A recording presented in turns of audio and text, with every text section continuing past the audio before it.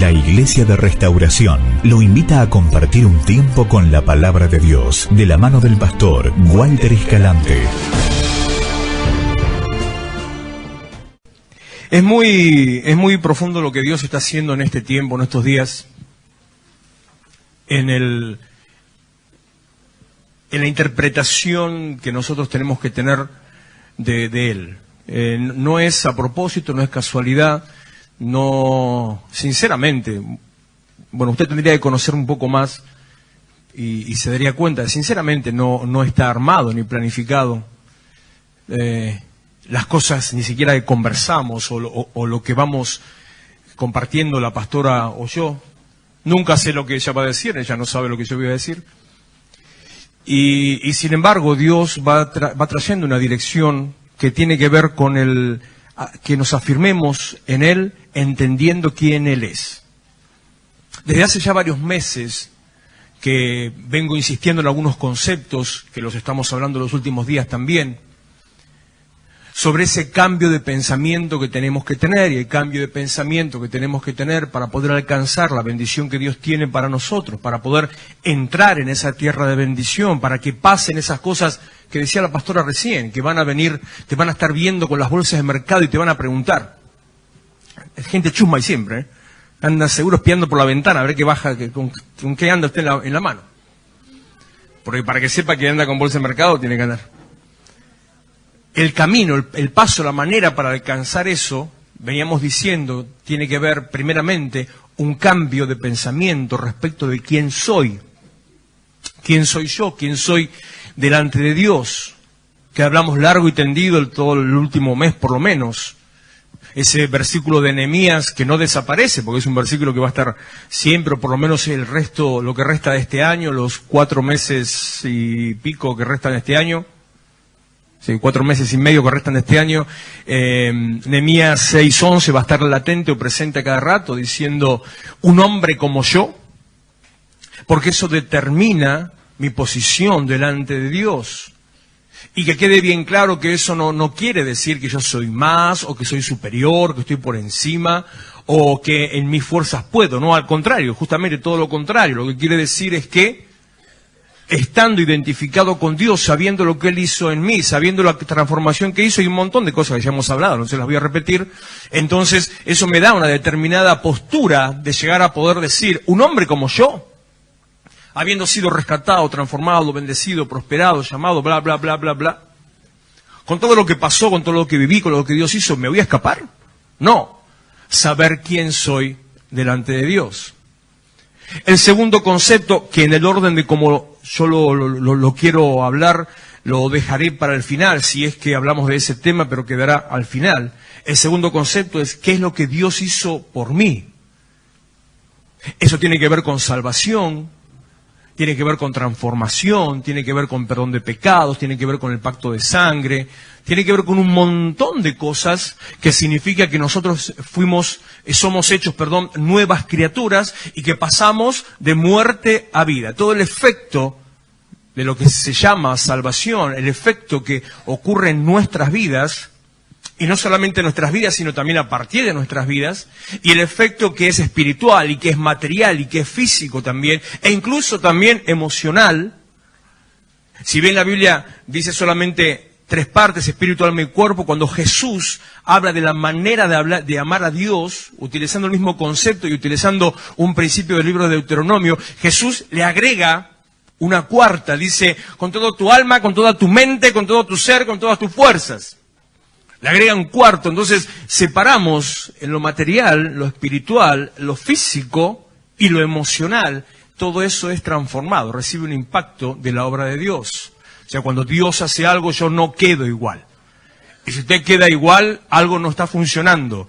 Algo tiene que pasar. A veces, aviso, a veces uno no se da cuenta del momento.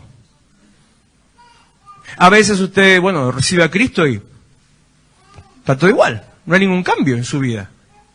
Pero la cosa empieza por dentro. Y tal vez antes que usted se dé cuenta, los demás empiezan a ver, estás distinto, estás así, estás así, pasa esto, pasa otro, hay tal cosa. Y lo tercero, que es lo segundo en el orden que yo le doy, es ¿quién es Dios? Igualmente no, por lo menos por ahora, no me voy a explayar en hacer teología. No le voy a hablar de quién es Dios, del origen de Dios, de la eternidad de Dios, de los atributos de Dios. No voy a hablar de eso. Capaz que en algún momento menciono alguno de esos conceptos, pero no ese es el punto. Que yo llegue a conocer quién es Dios no tiene que ver con quién es Dios. Tiene que ver con que yo llegue a conocer. Lo importante de que yo entienda quién es Dios no es quién es Dios, sino que yo lo entienda. ¿Me entiende? ¿O es muy complicado esto? Todo esto es una palabra que la pastora dijo recién, que yo la usé el día domingo predicando, casualmente, que es revelación. O sea, de golpe entender. Y que va ligado a darle la gloria. Entender que las cosas que pasan, me pasan porque Dios las hace.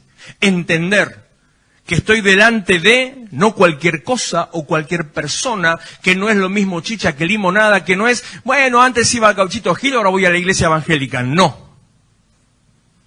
Revelación es darnos cuenta que, wow, es Dios. Ese punto, cuando entramos en eso, en darnos cuenta de quién es Dios, empieza a cambiar nuestras vidas. El sábado la pastora estuvo predicando sobre las llaves del reino. Mateo 16, 19.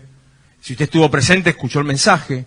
Incluso dio algunos conceptos sobre 3 llaves del reino y cómo alcanzarlas y demás.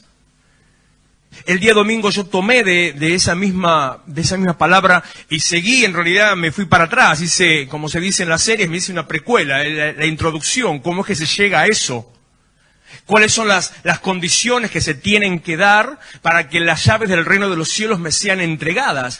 Cuando las llaves del reino de los cielos me son entregadas, algo grande pasa en mi vida. Algo grande. O sea, eso tiene que ver, otra vez vuelvo a lo anterior. Por eso todo esto está muy ligado, es difícil separar exactamente los conceptos, está muy ligado, tiene que ver con quién soy. Cuando esto pasa, cuando yo lo entiendo, cuando viene a mí, tiene que ver con quién soy. ¿Por qué? Porque al recibir las llaves del reino de los cielos, miren lo que pasa, como termina el versículo, dice, todo lo que ates en la tierra será atado en el cielo, todo lo que desates en la tierra será desatado en los cielos. Entonces, ¿qué es lo que sucede cuando el Señor entrega las llaves del reino de los cielos? Sucede una transferencia de autoridad. Transferencia de autoridad. Usted vende su casa, firmó el boleto, aunque no haya firmado la escritura. Viene el nuevo dueño y ¿usted qué hace? ¿Qué le da? La llave. Una vez que le dio la llave de su casa, ¿usted puede ir a meterse a la misma casa y hacer lo que quiere? ¿Quién tiene ahora la autoridad sobre la casa? ¿Quién abre y cierra la puerta como se le da la gana? ¿Quién pone clavo o saca clavo? Usted ya no. Es el que tiene la llave. Cuando el Señor nos da a nosotros la llave del reino de los cielos, se produce una transferencia de autoridad. ¿Qué significa? Por eso digo, tiene que ver con quién soy. Que usted tiene autoridad para cambiar las cosas en la tierra y en el cielo. Usted tiene autoridad de este versículo. Fíjese qué cosa, qué loco, ¿no? Porque no es que no lo menciono normalmente. De este versículo, de la enseñanza de este versículo, del concepto de este versículo, sale la idea, la enseñanza bíblica, de que la iglesia tiene la capacidad y la autoridad de determinar los destinos proféticos de la ciudad y de la sociedad. O sea, no es simplemente que un día desayuné mal, un día tuve y se me ocurrió decir eso, no. Es una aplicación de una interpretación bíblica de este versículo y de otros versículos del libro de Efesios, donde nos muestra cómo el Señor, Él es el que tiene la autoridad y la delega a la iglesia, que Él es el que tiene las llaves y se las da a la iglesia, que tiene poder para cambiar y se lo da a la iglesia. Efesios capítulo 1 va desarrollando ese concepto. Entonces, cuando yo recibo las llaves, tengo la autoridad de cambiar. Algo que mucho no nos gusta. Porque tener la autoridad, que yo tenga la autoridad de cambiar las situaciones que pasan en mi vida, ¿sabe cuál es el primer problema al que eso me enfrenta? No le puedo echar más la culpa a nadie. Si yo tengo la autoridad para atar y desatar y cambiar o no cambiar, cielo y tierra, tierra y cielo, ya no puedo decir, porque mi mujer, porque mi marido, no es que mi hijo, porque mi hija, porque mi papá, mi suegra, mi cuñada, el jefe, el presidente, el pastor. Ya no puedo. Y a veces yo pienso, digo, ¿será por eso tal vez que uno no termina de tomar la autoridad en las cosas, sino que siempre quiere estar zafando y echarle la culpa al otro? Porque somos un poco así, ¿no? Somos un poco así, siempre queremos todo el tiempo estar echándole la culpa al otro. Se presenta, no quiero ahondar en temas de política y de economía, pero si uno con un poco de conocimiento analiza algunos de los reclamos justos e injustos que hace la sociedad, es gracioso.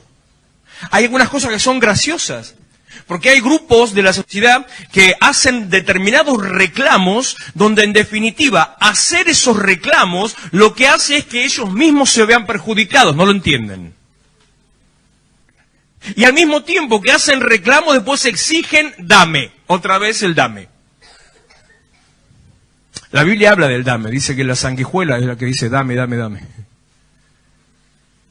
Entonces por eso no tomamos esa autoridad. Pero si usted quiere cambiar su vida, tiene que tomar y entender el concepto de autoridad que Dios nos dio. Tiene que entender quién es Él, tiene que entender quién soy yo y después qué es lo que hizo en mí. Decía, porque no quiero repetir todo esto, pero de los pasos previos para llegar a este punto, creo que es, me parece que es el versículo 13, y van a poner a ver. Ahí se presenta el mismo concepto de lo cual estábamos hablando ahora. El primer paso, la primer clave para que usted reciba las llaves del reino de los cielos es justamente la revelación. Jesús está en medio de sus discípulos, aparece en medio de los discípulos, habla con ellos y les hace una pregunta. Y dice, Jesús le dice, ¿quién dicen los hombres que, él habla en tercera persona, está hablando de sí mismo, ¿quién dice los hombres que yo soy? Pregunta. Seguí, por favor, porque estoy yendo de memoria con esto. Dan distintas respuestas, versículo 15 debe estar ahí lo que quiero, el 16. Vamos, ¿dónde estás? Ahí estaba, 16. Entonces, Pedro, de golpe, en un momento así como de éxtasis, después que todos hablaron, Pedro le dice, sencillamente, vos sos el Cristo, el Hijo del Dios viviente. Eso es revelación. No solamente la revelación espiritual de la cual después Jesús le dice, esto no es cosa tuya, sino que precisamente dice, reveló mi Padre que está en los cielos, sino que ahí se le empiezan a abrir las puertas. Y no solamente revelación de quién es Dios, sino de la capacidad de Dios. O en este caso, enfocándonos en Jesús, de la capacidad de Jesús. ¿Por qué le digo esto? Porque Pedro le responde diciendo, vos sos el Cristo. Cristo significa ungido. Ungido significa el que recibe de parte de Dios la autoridad espiritual. Ungido significa capacitado. Ungido significa nombrado, ordenado. Como si a usted le dan el título, le ponen una charretera, o le dan un diploma, a usted le dan las llaves. Es el título, es la autoridad. Es decir, vos sos la persona preparada para esto. Vos sos la persona que tiene la capacidad para hacer tal cosa, vos sos la persona que tiene la autoridad para esto. Eso es ser ungido. Incluso se nombra, todavía se usa en los gobiernos, cuando se nombra un ministro, se dice fue ungido. Tal vez en un léxico un poco más interno. ¿Por qué? Recibe la ordenación para cumplir una función. Cuando Pedro está diciendo eso de Jesús, lo que está diciendo es, vos sos el que tiene las condiciones para hacer las cosas que yo necesito. Eso es revelación y entender que toda la gloria es para Dios. Hay dos puntos más después de eso que es la manera en que Pedro se presenta, cómo es que él le habla, el cambio que produce Jesús en la vida de Pedro, cuando le cambia de nombre, cuando dice que en vez de ser un hombre débil pasa a ser un hombre firme, y después el último punto, dije que no iba a repetir todo el domingo, el último punto es permitir ser edificado, porque Jesús le dice a Pedro, sobre esta roca edificaré la iglesia. Entonces, cuando yo tengo revelación de Dios, cuando reconozco y me doy cuenta que Él es el que tiene la capacidad para hacer, cuando al mismo tiempo de eso me permito ser transformado, me convierto en una persona firme, dejo de andar flaqueando. Un día sí, un día no. Un día vengo, 2 no. 2 días vengo, 4 no. ¿Usted conoce no, ¿qué va a conocer? ¿Conoce la historia de Penélope? ¿Dónde me metí, no? No la de los autos locos. No, porque capaz que piensa que era la Penélope Glamour. No. Hay otra Penélope. ¿Sabe de qué Penélope hablo? Ay, me metí en terreno complicado. Penélope es una protagonista de una tragedia griega, más o menos de la época de Jesús. Es una novela, un cuento, una historia. Creo que es de Homero, no estoy seguro. Bueno, no importa eso. Donde en un momento determinado en la vida se enamora de un fulano que no me acuerdo el nombre, y el fulano sale a pelear las guerras a lo largo del mundo. Entonces hacen un pacto entre ellos, creo que el padre tuvo algo que ver ahí hace muchos años eso. Hacen un pacto entre ellos y el pacto es que ella lo va a estar esperando toda la vida a que él regrese por ella. Entonces, como señal de ese pacto, ella se pone a tejer un chal, un pullover, qué sé yo. Creo que era un chal. Se pone a tejer. Entonces empieza a tejer y el pacto decía que cuando se termine el tejido, ya no te espero más. Te voy a esperar todo lo que dure el tejido. Entonces, ¿qué hacía? Y a esto quería ir cuando le decía a Penélope. Durante el día ella tejía. Cuando llegaba la noche y nadie la veía, destejía. Al día siguiente arrancaba de vuelta, tejía. Y así se pasó toda vida. ¿Sabe cuándo volvió el otro? No me acuerdo el nombre, Perseo era. ¿Sabe cuándo volvió? Tenía como 80 años ya la Penélope. Volvió y ella estaba tejiendo todavía. Así somos a veces nosotros. Un día toda la furia, al otro día toda la flaqueza. Un día todo el compromiso, al otro día me voy a freír churro. Un día vengo a la iglesia. Si yo le contara los casos que me han dicho, no pastor, ahora sí. Y ya el culto siguiente ya no viene. Si le contara. Hacemos eso. Primer paso es revelación. El segundo paso, firmeza. Tomar una palabra. La pastora decía, una de las llaves del reino es la determinación. Una de las llaves del reino es la determinación, firmeza. La conversión que ocurre sobre la vida de Pedro deja de ser un hombre débil, deja de ser un hombre maleable y pasa a ser un hombre firme. Tú eres Simón, pero ahora serás Pedro y sobre esta roca edificaré la iglesia. Determinación, que cuando se decida hacer algo, lo haga, por favor. Cuando se decida hacer algo, hágalo. Firmeza, la misma que hablábamos hace 2 semanas atrás, respecto, creo que fue un domingo, respecto de la vida de Jacob. Que el cambio el cambio que se produjo en su vida, después de haber sido 20 años esclavizado, 20 años fue esclavizado, en un momento determinado le dice al suegro, envíame a mi casa, me voy a mi tierra, vuelvo a mi lugar. Y a partir de ese momento, todavía seguía en la casa del suegro, hubo un cambio profundo en el resultado y lo que Dios empezó a hacer en su vida. No es que Dios hacía las cosas distintas, es que él había vuelto a su lugar. Pero no había vuelto todavía, pero había tomado la decisión. Determinación implica acción. Unos versículos después de esa situación, donde pasa todo algo muy gracioso, donde el suegro otra vez más lo quiso volver a estafar, y ahí Dios lo prosperó, Dios lo levantó. Dice de golpe, creo que es el capítulo 37 de Génesis, pero no estoy seguro. Dice, se levantó Jacob, tomó a sus esposas, y a sus hijos y cruzó el arroyo. Determinación implica acción. Decídase hacer algo y haga aquello a lo que se decide. Y el tercer punto, el tercer paso en la vida de Pedro para recibir la llave del reino de los cielos es permitirse ser edificado y ser para edificar. Y sobre esta roca edificaré la iglesia. Permitir ser una piedra en la obra de Dios.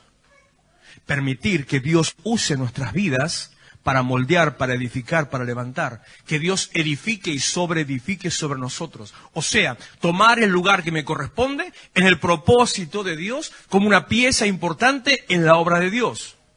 Y le digo todo esto tal vez para que se dé cuenta o entienda que no le invento las cosas porque sí. Cuando hincho hablando de propósito, esa es la dirección de la palabra de Dios para nosotros. Tenemos que tener revelación de Dios y de lo que Dios quiere con nosotros. Hechos capítulo 9, casi jamás predico de Hechos. Está mal que yo diga esto, pero como pastor está mal, pero es un libro que no me gusta. No me gusta ni leerlo. Cuando tomo libros de Hechos, casi estoy en el capítulo 12, es una historia muy profunda de cuando Pedro está encarcelado. El capítulo 10, que habla de cuando el ángel interviene, cuando Dios interviene ahí, la cárcel se rompe y demás. Y el capítulo, casi nunca, pero capítulo 9, versículo 1, que es la conversión de Pablo. Si usted leyó la Biblia, si lee el libro de los Hechos, tiene que haber leído la conversión de Pablo. Pablo era un hombre con autoridad, con prestigio, con linaje. Era un judío de ley, era un hombre reconocido, era un hombre importante de la ciudad y de la sociedad. Tenía trayectoria, era ciudadano romano encima, lo cual le daba mayor autoridad todavía. Ahí vuelve el cántaro a la fuente. Tenía todo lo que se podía tener. Más adelante, en otro momento de la historia, en un momento determinado, en un momento de su vida, Pablo, hablando de sí mismo, de su historia, de su linaje, dice, todo eso lo tengo por basura. Habla de su autoridad, su ciudadanía, su capacidad, su conocimiento, su estudio, todo lo que él tenía. Todo lo tengo por basura. Me gusta porque esa es una de las palabras que en la Biblia está política y correctamente retocada. Porque literalmente en griego no dice basura, sino que ahora todo se incomoda, mira. Literalmente dice caca. Diga caca conmigo. Mira, ¿viste? ¿Cuánto hablaron? Dos.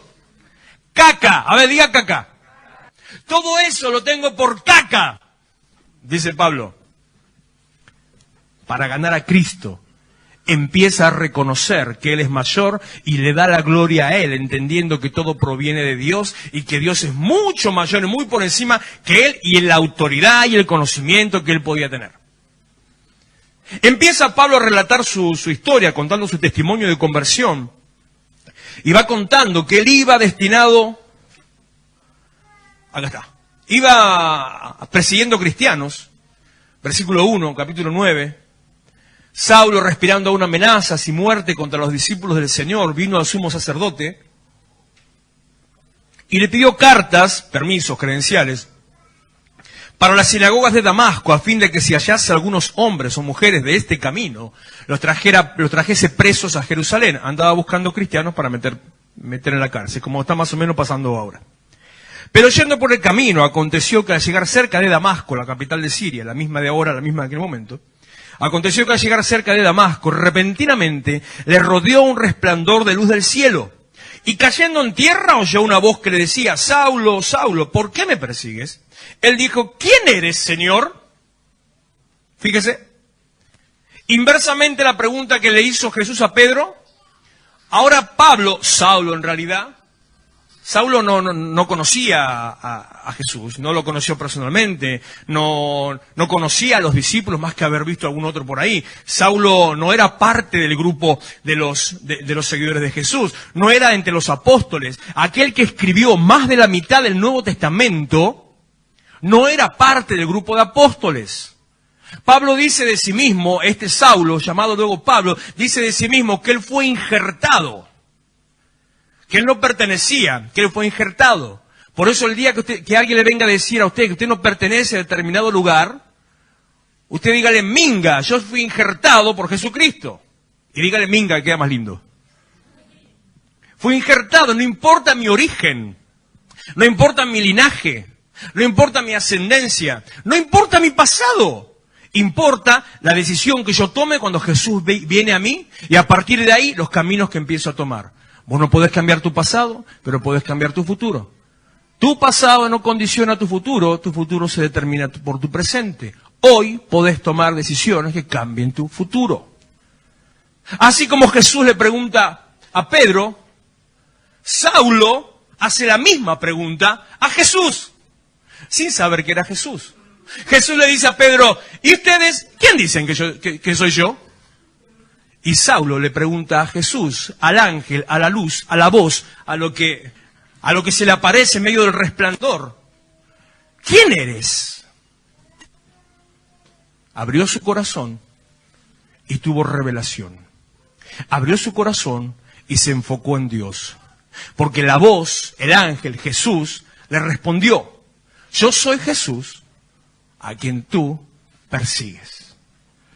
Ese momento, el llamado momento de conversión, fue el momento del cambio, de la transformación. Pero la transformación de Saulo, la transformación de Pablo, se origina en el toque de la revelación, de entender quién es Dios. De saber quién es Dios. O se lo digo más sencillo, porque le dije, no se trata de teología, de saber que ese era Dios. Ese cambio, estar persiguiendo a alguien, lo lleva a de golpe.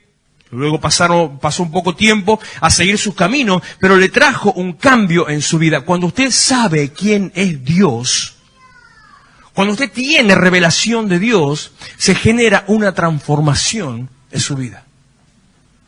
Cuando usted, mire, versículo 4, lo tenía ahí y no lo veía. Cayendo en tierra, oyó una voz que le decía bla, bla, bla, bla, bla. Cuando usted se encuentra con Dios, lo primero que pasa es un cambio de su posición. Cuando usted se encuentra con Dios, lo primero que pasa, Dios desarma su estructura. Cuando se encuentra con Dios, lo que Dios hace, altera, luego cuando ve el rayo de luz, altera su visión.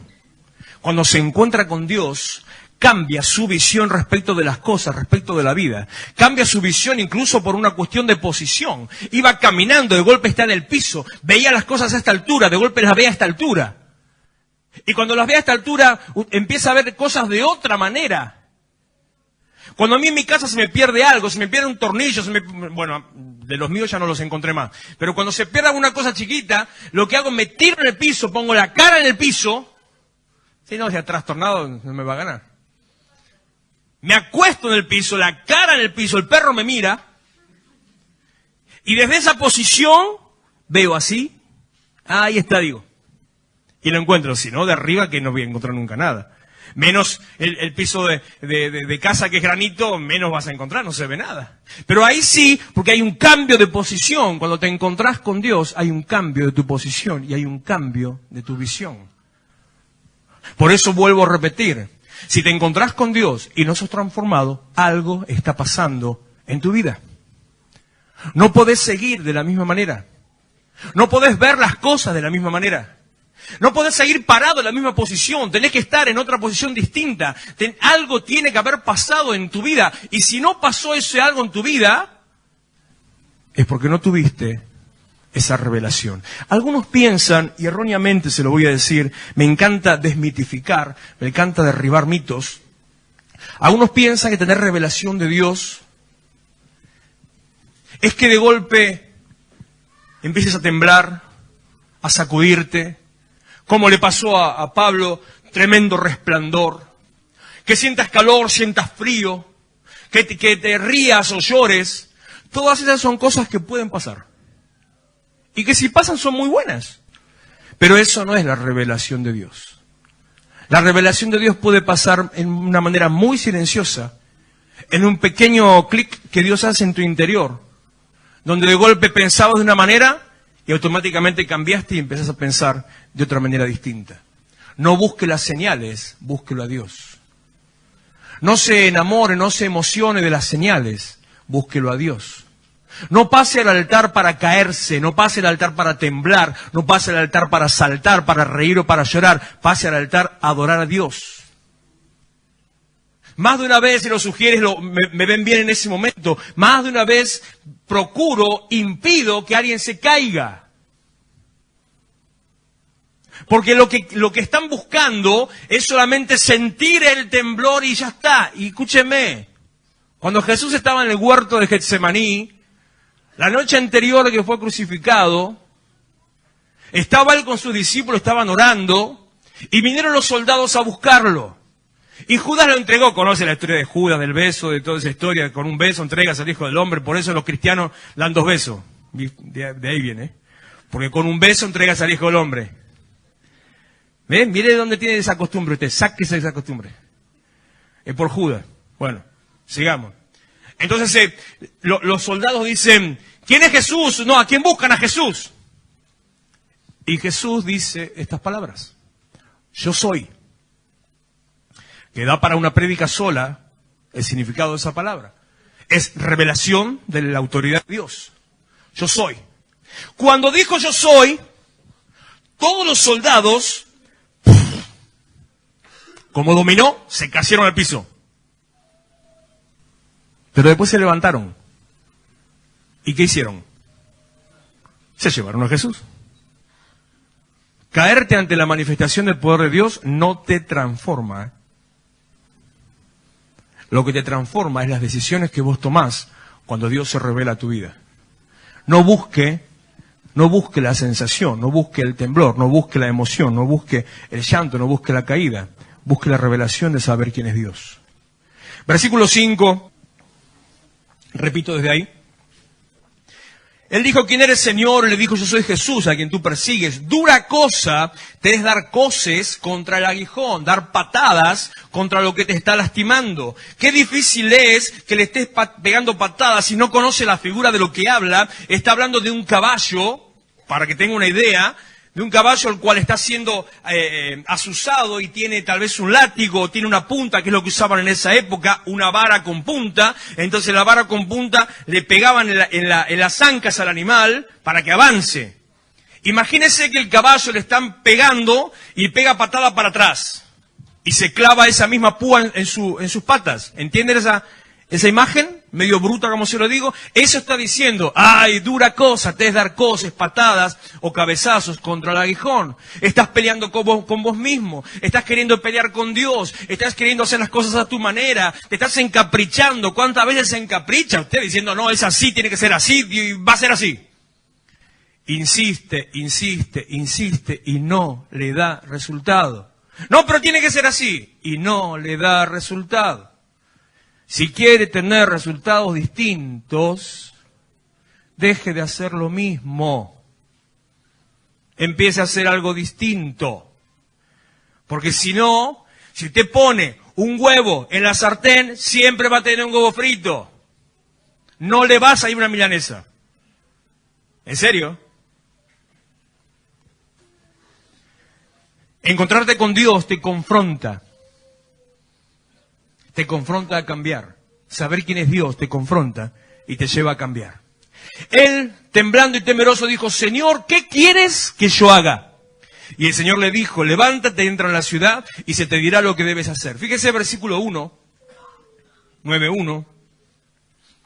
Saulo, respirando aún amenazas y muerte contra los discípulos del Señor, vino al sumo sacerdote y le pidió cartas para las sinagogas de Damasco, a fin de que si hallase algunos hombres o mujeres, bla, bla, bla, bla, bla. Versículo 6. Él, temblando y temeroso, dijo, Señor, ¿qué quieres que yo haga? Encontrarte con Dios, saber quién es Dios, cambia las prioridades en tu vida y el orden en tu cabeza. Antes hacías las cosas que vos pensabas, como vos querías y como vos creías que debías hacerlas. Ahora le pregunta a Dios.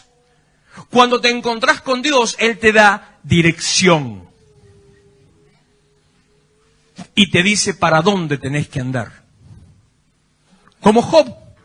¿Conoce la historia de Job? ¿Escuchó hablar de Job alguna vez? Job capítulo 42, versículo... ¿Cuántos años hace que no abro Job acá arriba? Job 42, versículo 1 al 5. Respondió Job a Jehová y dijo: yo conozco que todo lo puedes. ¿Conoce la canción? Ah, es viejito también, ¿no? Conozco que todo lo puedes, que mi pensamiento... ¿Cómo era? No puedo, gracias. Hablaba lo que no entendía. No era de Alvarado, era de Job. Yo conozco que todo lo puedes y que no hay pensamiento que se esconda de ti. ¿Quién es el que oscurece el consejo sin entendimiento? Por tanto, yo hablaba lo que no entendía. Cosas demasiado maravillosas para mí que yo no comprendía. Hablaba porque pensaba que sabía. Reconozca al Señor en todos sus caminos.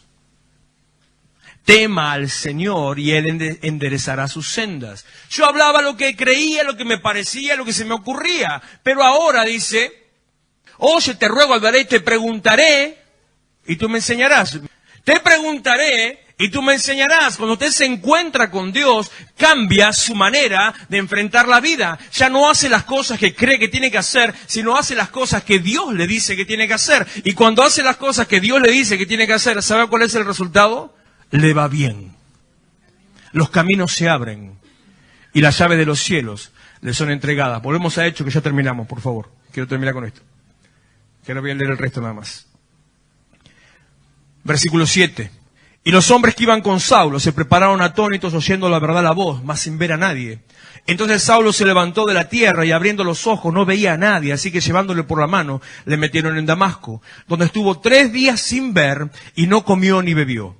Había entonces en Damasco un discípulo llamado Ananías, a quien el Señor dijo en visión: Ananías, y él respondió: heme aquí, Señor. Y él le dijo: levántate y ve a la calle que llama derecha y busca en casa de Judas a uno llamado Saulo, porque he aquí él ora. Y ha visto en visión a un varón llamado Ananías, que entra y le pone las manos encima para que recobre la vista. Entonces Ananías respondió: Señor, he oído de muchos acerca de este hombre, cuántos males ha hecho a tus santos en Jerusalén. Y aún aquí tiene autoridad de los principales sacerdotes para prender a todos los que invocan tu nombre. El Señor le dijo: ve, porque instrumento escogido me es este, para llevar mi nombre en presencia de los gentiles y de reyes y de los hijos de Israel. Porque yo le mostraré cuánto le es necesario padecer por mi nombre. Fue entonces Ananías y entró en la casa, y poniendo sobre las manos dijo: hermano Saulo, el Señor Jesús, que se te apareció en el camino por donde venías, me ha enviado para que recibas la vista y seas lleno del Espíritu Santo. Y al momento le cayeron de los ojos como escamas y recibió al instante la vista, y levantándose fue bautizado. Cuando usted se encuentra con Dios, cuando sabe quién es Dios, su visión es trastornada. Su visión es cambiada. Empieza a ver las cosas de otra manera. Y lo más importante, para terminar, vuelvo para atrás, versículo 15, le dice Dios a Ananías: ve, no tengas miedo. Tenía miedo Ananías. Imagínese que Dios le hable a usted mañana, recibe un WhatsApp de Dios y Dios le dice: anda a visitar a aquel que te quería matar. Dice: no, diablo inmundo, Satanás. O tiene un sueño, o una visión, o peor, viene un profeta y le dice: dice el Señor que vayas a visitar al que te quiere matar. ¿Usted va? Es la verdad. En serio. Esto es lo que pasó con Ananías. Saulo perseguía a cristianos para meterlos en cana y matarlos. Lo conocían por eso. Y Dios le dice: anda a ver a Saulo. Dice: ¿qué te pasa? ¿Qué te tomaste? Te dice. Miren lo que era la fe de esta gente. que daban la gloria a Dios, confiaban en lo que Dios les mostraba. Fue y lo hizo. Y Dios le dice a Ananías, ve, cuando le dice que no tenga miedo, instrumento escogido me es este. Cuando usted se encuentra con Dios, no solamente tiene dirección, sino que forma parte del propósito de Dios. Cuando usted se encuentra con Dios, cuando sabe quién Él es, quién es Dios, Dios tiene para usted un propósito específico. Dios tiene para usted un destino clave en el mecanismo. Se convierte en una pieza clave del mecanismo de Dios. Usted pasa a ser un instrumento en el plan de Dios. Nos estamos preparando para ser instrumentos en las manos de Dios. Iglesia de Restauración, Avenida San Martín 2324, Florencio Varela. Los esperamos los miércoles a las 20 horas, sábados 19:30 y los domingos, reunión de jóvenes a las 18 horas. Vení a encontrarte con tus sueños.